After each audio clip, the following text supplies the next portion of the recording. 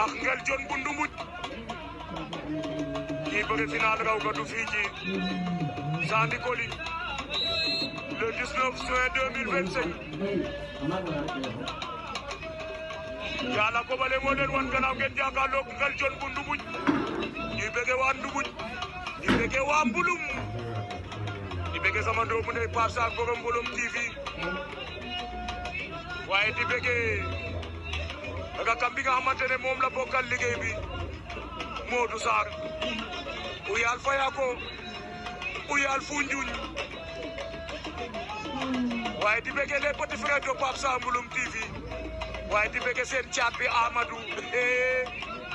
waaye di bëgg nag soxna Pape Sarr soxna ju baax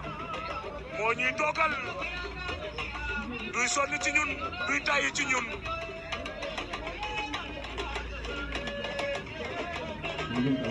nee naa la képp ku yeewoo Mbulum rek maa ngi lay bëggee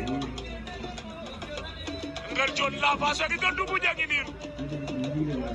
diggante moom Yàlla ko bale am na mbégte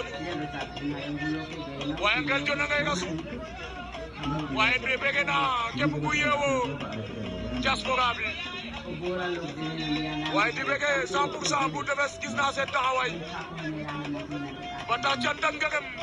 su ma limee damay juum waaye di bëgg sama grand bi ngañ tin borom Koutiane waaye grand Ismaïla Ndiaye borom Ndiaye Fatick maa ngi lay bëgg jàppante nañu ngeen aca ñu déglu seen final ba xam bëre fan lay fete mu ngi koy simb jogal nag